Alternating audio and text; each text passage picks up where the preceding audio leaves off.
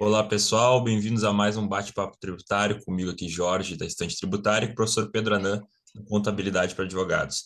Nos vídeos passados, a gente conversou sobre a ágio, enfim, o regime do ágio antes da Lei 2973, depois da Lei 2973, e demos algumas noções mais introdutórias sobre o tema, equivalência patrimonial também. E no vídeo de hoje, a gente vai ter um bate-papo sobre planejamento tributário envolvendo ágio, né? Como funcionava esse planejamento tributário é feito com ágio ainda, ou como é que era feito antes, como é que o fisco vê esses planejamentos tributários e como o CARF tem julgado esses casos. Então, o professor Pedanã hoje vai nos brindar com esse tema. Então, professor, a palavra é sua. Muito obrigado pela presença mais uma vez e espero que a gente tenha um bom bate-papo aí. Então tá bom.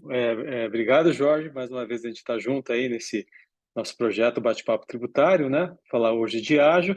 E foi importante a gente ter feito a distinção, né, do ágio antes da Lei 12.973 e depois, porque a maioria dos casos de planejamento tributário que estão sendo julgados no CARF, foram julgados no CARF, foram na vigência da antiga legislação, né? Então, da Lei 12.973. Então, alguns de vocês podem pegar algum caso desses, porque muitos deles estão indo para o Poder Judiciário, e tem que entender o que aconteceu no passado, né? Porque você não vai aplicar a legislação atual. Então, é importante a gente entender o regime jurídico anterior. E aí eu fiz uma pequena apresentação, que eu vou compartilhar a tela agora, de como que era feito esse planejamento, que pode ser ainda utilizado, tá? As empresas podem fazer, e como é que o CARF, né, tem julgado e que o fisco acaba olhando nesse tipo de operações, né, o que é questionado em relação a isso e que tem sido levado no julgamento. Então, vou compartilhar a tela agora. Vou botar aqui para ficar mais fácil. Então, aqui está o nosso projeto, plano de bate-papo tributário. Hoje a gente vai falar de plano de tributário e ágio, né? Eu, o Jorge Ricardo, e a contabilidade de advogados e o estante tributário, que são os, né, participantes desse projeto. Então, que consiste, né, o que consistia nesse planejamento tributário envolvendo o ágio, né, na aquisição de investimento, né? Lembra que o ágio só surge em investimento avaliado pela equivalência patrimonial. Então, a gente sempre tem que olhar as duas pontas. Você tem o lado do comprador e tem o lado do vendedor. Do lado do vendedor, o que ele vai buscar, né? Que a gente não vai analisar aqui. É reduzir a tributação do ganho de capital. Então, ele vai vender ou através da pessoa jurídica, ou vai vender através da pessoa física, e vai procurar uma estrutura tributária que possa reduzir a tributação do ganho de capital. Já o comprador, o que ele vai buscar, né? O que ele buscava nessas operações? É fazer a aquisição de investimento com ágio e esse ágio se tornar em uma despesa dedutível. Lembra que a gente falou no bate-papo passado que esse ágio, se ele não for incorporado, ele não se torna despesa dedutível. Então, ele só vai se tornar despesa dedutível quando? Quando fizer a venda desse investimento. Então, para antecipar a dedutibilidade desse ágio, as pessoas faziam esse fio de operação. Então, a gente tem uma estrutura jurídica que seria isso. Do lado esquerdo, nós teríamos a pessoa física, que controla a pessoa jurídica A e controla a pessoa jurídica B, e temos do lado direito o comprador, que tem o interesse de fazer a aquisição de investimento, né? Então, normalmente é uma pessoa jurídica que vai fazer a aquisição desse investimento para poder transformar esse ágio em despesa dedutível. Então, qual que é o primeiro passo que as empresas faziam, né, para poder fazer a aquisição de investimento? É constituir uma sociedade com os recursos, né, ou com o dinheiro, seja os valores necessários para fazer a aquisição de investimento e fazer a constituição dessa empresa. E essa empresa, né, que acabou sendo chamada de empresa veículo. Então, o que é uma empresa veículo? Quando você vê isso no julgamento do CARF, quando você vê isso em algum é, é, operações envolvendo planejamento tributário, quando se discute. É uma empresa que foi constituída para poder fazer aquisição de investimento. E aí, no ato subsequente, o que vai acontecer? Essa empresa veículo faz a aquisição de investimento, né? Ela compra a participação societária que ela tem interesse, que seria uma empresa operacional, né? Através da empresa veículo, e a sociedade passa a ser controlada ou passa a ser uma coligada do investidor. Então, o que você vai ter, né? Se tínhamos antes, né, a empresa operacional embaixo, né, da empresa A e passou a ser controlada pela empresa veículo. E o que vai acontecer? Se a empresa não fizer nada, esse ágio ele não é dedutivo nesse momento, ele só vai ser dedutivo quando? Quando fizer a venda do investimento. Então, para poder antecipar a dedutibilidade desse ágio, é que a empresa, o que ela fazia? A empresa veículo é incorporada pela empresa B. E, neste momento, o ágio se torna uma despesa dedutível, porque ele ou vai fazer parte do valor do investimento, ou vai fazer parte do custo de aquisição do ativo, ao qual ele deu origem, né? Ou ele vai ser contabilizado como goodwill, né? Então, nesse momento, ele é incorporado, e aí, nesse momento, quando ele for amortizado, ele vai poder se tornar despesa dedutível. Por isso que é importante aquela questão do fundamento econômico. Ou seja, dependendo do fundamento econômico, eu vou poder deduzir essa despesa com base naqueles requisitos. Lembra? Antes da lei 11.12973. Diferença do valor de mercado, valor contábil, rentabilidade futura, ou outras razões econômicas. Então, como a maioria dos casos era feito como rentabilidade futura, o pessoal deduzia isso à razão de 5 anos, né, a 1,60 ao mês. Então, esse seria, né, o planejamento tributário que as empresas estavam fazendo. Então, a constituição de uma empresa veículo, essa empresa veículo adquiria a empresa operacional e, posteriormente, ela se tornava, era incorporada pela empresa operacional. E aí vem a discussão, né? O que o fisco fala, né? O que os conservadores falam? Essa empresa, ela foi feita só com essa finalidade. Ela não tem fundamento econômico. Ela é uma empresa efêmera. Ela foi constituída só para essa finalidade. Então, com base nisso, a maioria das operações são objetos de questionamento, são autuadas. O fisco entende que isso, na verdade, é uma simulação, e por ser simulação, acaba aplicando a multa qualificada nesse caso. Então, essa estrutura que o mercado usou na maioria das aquisições, seja privatização, seja aquisição privada, seja ágio interno, para poder transformar esse ágio numa despesa dedutível, fazendo a antecipação da amortização desse valor. E aí, que o CARF, né, acabou analisando, o que ele leva em consideração para poder analisar se esse ágio é ou não bom para ser dedutível, ou seja, se ele tem ou não o famoso fundamento econômico, o famoso business purpose. Então, é uma espécie de checklist, né, que se você pegar todos os acordos do CARF que são julgados, que os conselheiros acabam adotando. Então, primeiro, o ágio deve ter origem em transações que, primeiro, tenham propósito negocial, ou seja, ele não é feito só com a finalidade de dedução da despesa. Ele tem um propósito, ou seja, eu estou comprando aquela empresa porque eu quero aumentar meus negócios, eu quero acabar com a concorrência, eu quero aumentar minha participação no mercado. Ela tem uma tecnologia que eu não detenho, por exemplo, ela produz uma bateria que gasta menos, polui menos o ambiente. Então, tudo isso é o chamado propósito negocial. Segundo, tem uma substância econômica, né? Que o propósito negocial e substância econômica eu entendo que se confundem um pouco, né? Existe uma linha muito tênue entre o conceito e o outro, mas tem que ter substância econômica também para poder validar a operação. Né? Então, eu não posso fazer a operação só para fins tributários, né? E o ágio interno tem esse questionamento. Você está fazendo por quê? Simplesmente para transformar esse ágio em uma despesa dedutível. Terceiro, que ocorra entre partes independentes, né? Eu não posso fazer entre partes independentes, é o que nós discutimos no bate-papo passado. A Lei 12.973, ela alterou somente, né, a partir de 2014. Então, antes disso, não havia esse requisito previsto na lei. Então, isso só vai acontecer, né, a partir de 2014, né? Mas antes disso, as operações entre partes relacionadas, elas podem acabar acontecendo. Então, isso acabou fazendo, né? Então, isso faz com que é um dos requisitos que acabam sendo analisados pelos conselheiros, principalmente para fazendeiros, para poder entender se esse ágio é bom ou não para poder deduzir, tá?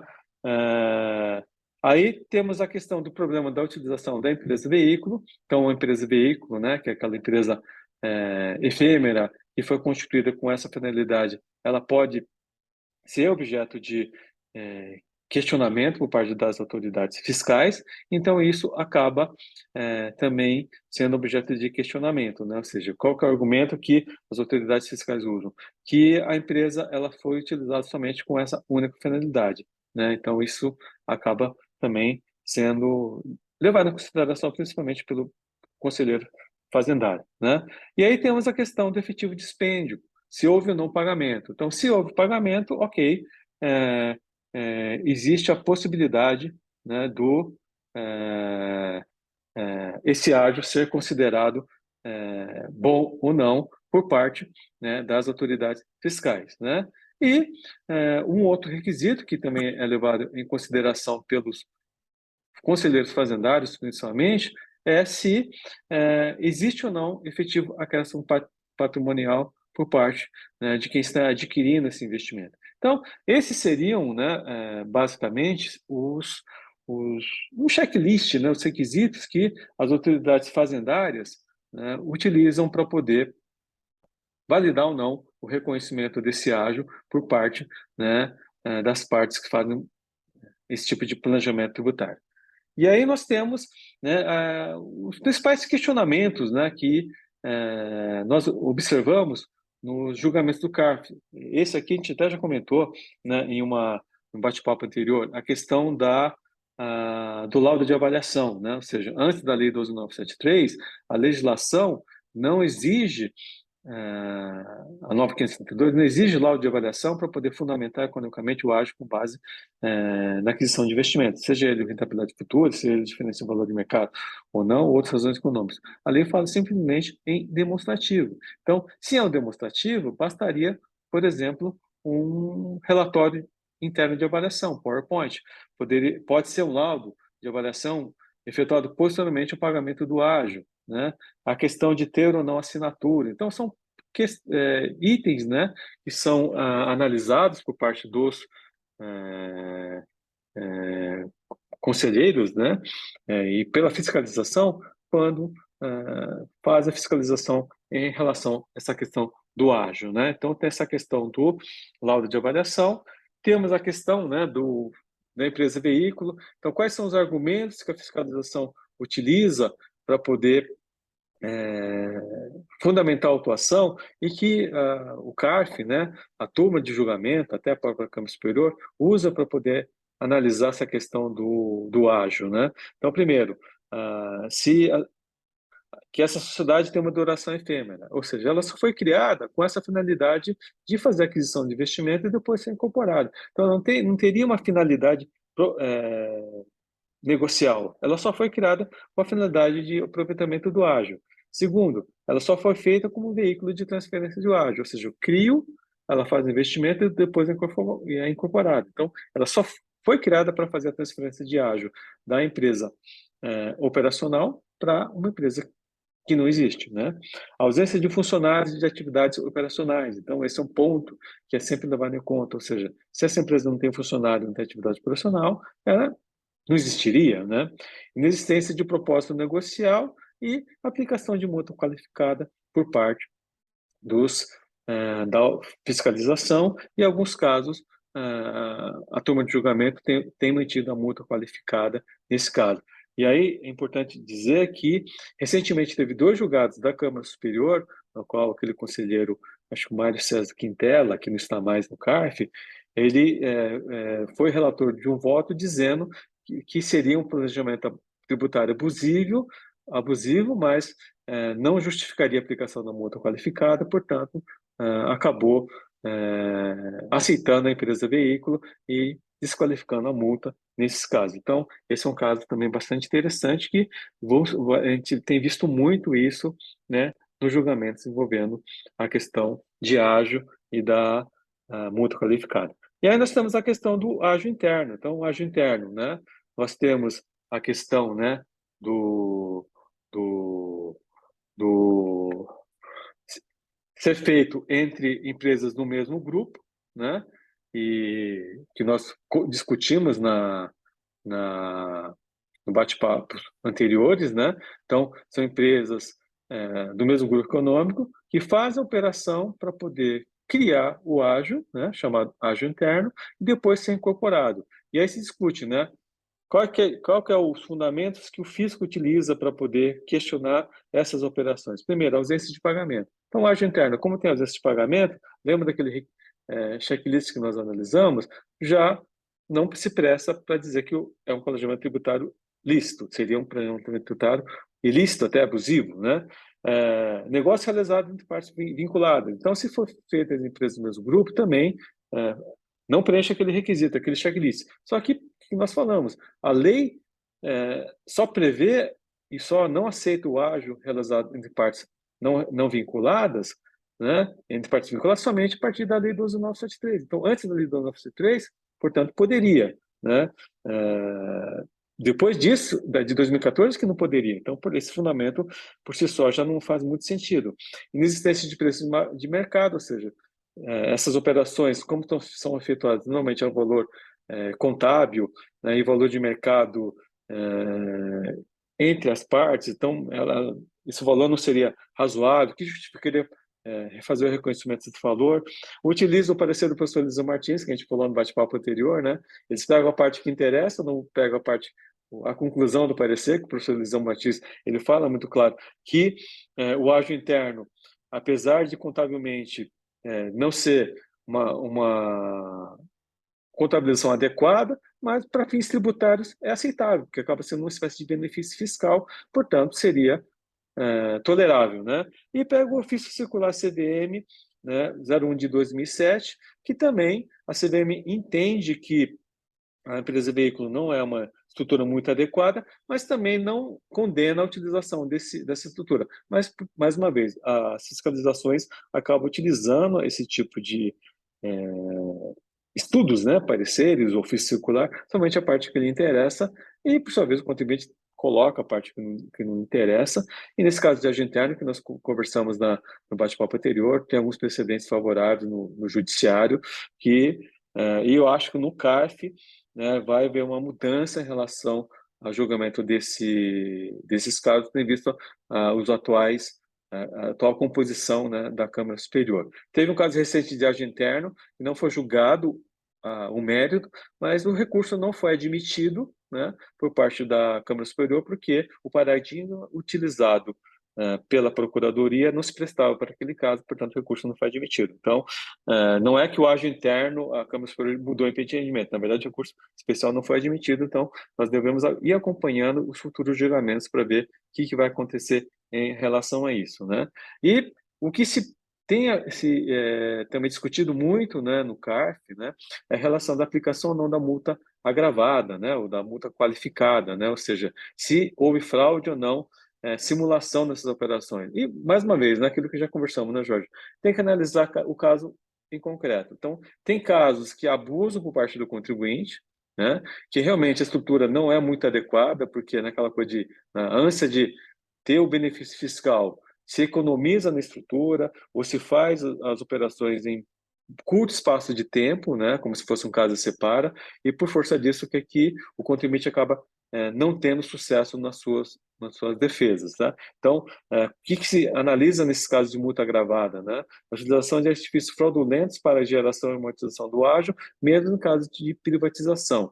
Ou seja, você usa várias estruturas societárias cuja única finalidade final é você transferir o ágio para o grupo que interessa. Então, isso tem sido levado a muito caso. Você analisar o caso da Gerdau, de ágio interno, é isso. O ágio ele foi transferido de 2 a 3 empresas. Se você pegar o caso do Santander, né, de privatização, eles fizeram uma estrutura, reestruturação societária, tiveram acho que 3 ou 4 incorporações para poder, no final, o ágio ficar na Holding Santander, depois ser incorporado pelo antigo Banespa, né? E aí também outro argumento, intuito doloso de retardar ou impedir o surgimento da obrigação tributária. Então, esses são argumentos, né, que a fiscalização acaba utilizando, né? Alguns deles são subjetivos, alguns são objetivos, que a gente tem que analisar o caso concreto para poder dar o seu entendimento, a sua conclusão. Que eu sempre costumo dizer, né? Não vá pela que a notícia fala, não vá porque estude o caso, analise o acorde, chegue na sua conclusão, e esse é o objetivo desse nosso bate-papo, dar ferramentas para você poder ter conhecimento para poder fazer, chegar nas suas conclusões. Então, basicamente, Jorge, esses seriam, né, os argumentos, né, que estão sendo julgados hoje no CARF em relação a essas operações envolvendo, né, os planejamentos tributários de ágio na aquisição de investimento. Então, né, resumindo, né, você tem uma estrutura societária, na qual do lado o comprador ele vai criar uma sociedade, essa sociedade vai fazer a aquisição de investimento e, posteriormente, essa sociedade chamada empresa veículo vai ser incorporada e vai transferir o ágio para essa empresa operacional e o ágio vai ser amortizado e transformá-lo em despesa dedutível. Né? Essa estrutura pode ser utilizada ainda hoje? Pode, mas lembro, hoje o ágio é um valor residual, ele é um valor menor, ele não é tão atrativo como no passado, mas você pode utilizar isso, né? Hoje, com base em precedentes do CARF, da Câmara Superior, que aceita hoje a empresa veículo e afasta a multa qualificada, entendo que utilizar a empresa veículo não tem nada de errado. Você não está simulando a operação, tanto é que você constitui a empresa, registra na junta comercial, tem CNPJ, você não está escondendo a estrutura, né? Diferentemente do que seria o conceito concreto da simulação. Então, eu acho que ainda é viável. O que a gente tem que tomar cuidado é o prazo da realização das operações. Não pode fazer a operação, por exemplo, adquirir hoje e incorpora no mesmo dia, ou incorpora daqui a 2 dias. Espera um pouco, né? Espera um prazo para poder fazer essa operação, né? Para depois transformar esse ágio em despesa dedutível. Então, assim, é o detalhe que faz toda a diferença, né, nesses casos, né? Então, todos os casos que eu vejo, que eu analisei, que o contribuinte acabou perdendo ou não tendo sucesso, foi porque a ideia é boa, só que a realização, né, a operação é ruim. Por quê? Quer se economizar, quer fazer logo, né? Então, isso acaba enfraquecendo muito a estrutura efetuada pelos contribuintes. A maioria dos planejamentos tributários que não dão certo são por isso, né, professor? Porque, enfim, na teoria tá tudo certo, mas na prática a gente verifica que o planejamento não foi bem feito. Mas Sim, é sim, importante destacar o julgamento que você trouxe, que eu acho que o relator era o Caio Quintela, que destacou essa questão da multa qualificada, né? Não é porque fez o planejamento que necessariamente tem a multa qualificada, não necessariamente teve uma simulação, uma sim, fraude, sim, enfim. Então, é importante essa, essa identificação pelo CARF, pela Câmara Superior, para a gente diferenciar os casos que tem que ter multa qualificada dos casos que não tem, porque, enfim, senão o contribuinte fica com muito receio de fazer um planejamento tributário, porque qualquer planejamento que ele fizer, mesmo que seja um planejamento não fraudulento, mas só abusivo, né, esteja dentro ali da elusão fiscal, vamos dizer assim, já levaria uma multa qualificada de 150% como o cara que fez a sonegação. Então, são coisas desproporcionais, né, a gente tem que importante o cara entender que são coisas distintas.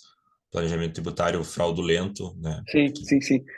apresentar uma representação criminal do planejamento tributário que é abusivo, mas, né, de certa forma, não é uma fraude, não é um crime, né?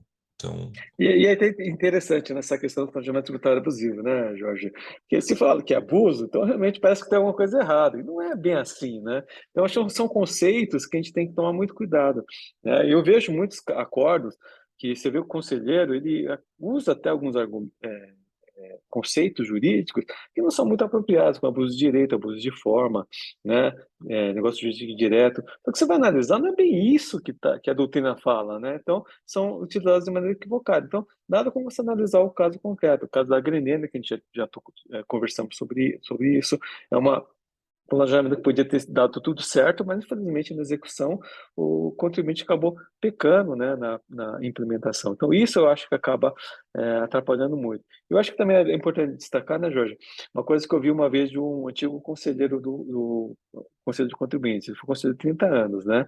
E você vê o CARF, né? Ele passa por ciclos, assim como a nossa vida, né? Então você tem ciclos mais é, restritos, mais duros, ciclos menos duros, né? Então, são ciclos que a gente tem que vivenciar. Nós vivenciamos até um pouco tempo atrás um ciclo muito, diria, rigoroso do CARF, conservador do CARF, que tudo se perdia por votos de qualidade. Hoje a gente tem uma luz no fim do túnel, tendo vista o atual presidente, né? Tomara que ele continue, né?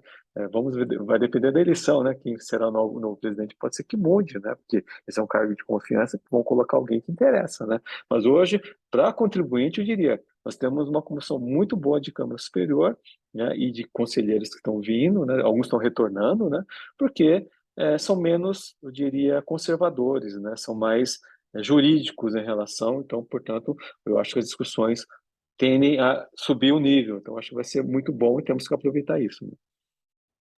para finalizar, professor, eu queria até comentar que o presidente do CARF ele fez Ele teve uma aula no curso de Introdução e Atualização do IBDT do último módulo, né, o primeiro módulo que nós fizemos.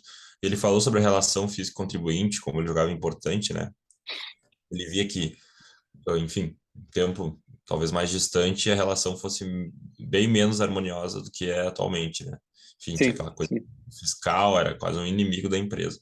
Então, ele destacou que é importante que o físico e o contribuinte tenham uma relação mais amena, assim, mais harmoniosa, né? Que não se vejam como inimigos, mas que haja uma colaboração entre ambas as partes, né? Vamos dizer Eu assim. acho, eu acho. Eu acho, né, Jorge? Eu acho assim, como a gente fala, qual o conceito de funcionário público? É um servidor público, tem que servir, né? Está ali para servir a comunidade, a sociedade. Então, ele não está para tratar mal, né? É lógico, vai tratar mal, ou seja, vai realmente aplicar sanções para quem age de maneira errada, quem abusa, quem não recolhe, quem sonega. Mas o contribuinte que está fazendo aquilo de maneira adequada, que tem toda uma consultoria, tem toda uma suporte para fazer isso, ou até por ignorância, tem coisas que a pessoa faz por ignorância, né?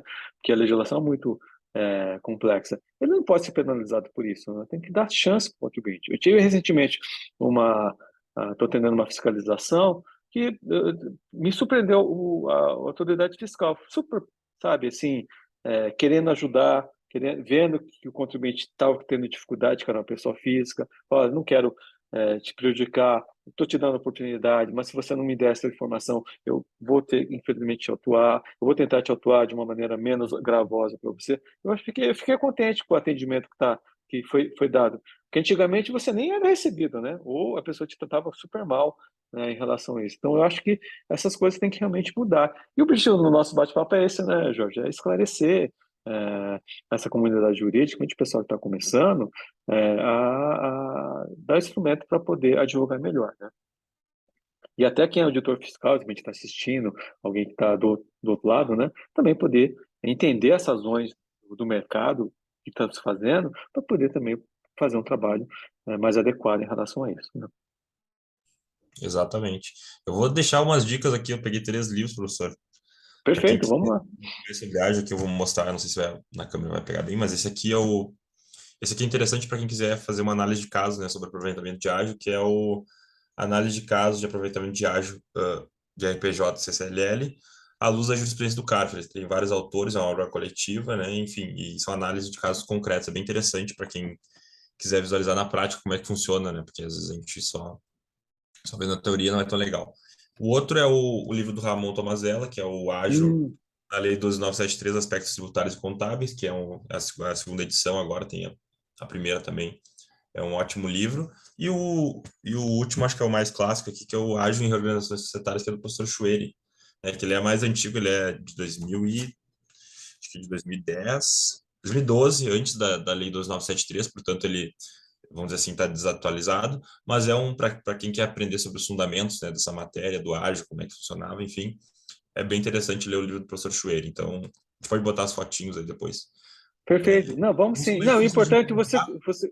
você colocou, né, Jorge? Porque você pega o do Chuele antes da lei e pega do Ramon depois da lei. Então você tem duas obras muito boas.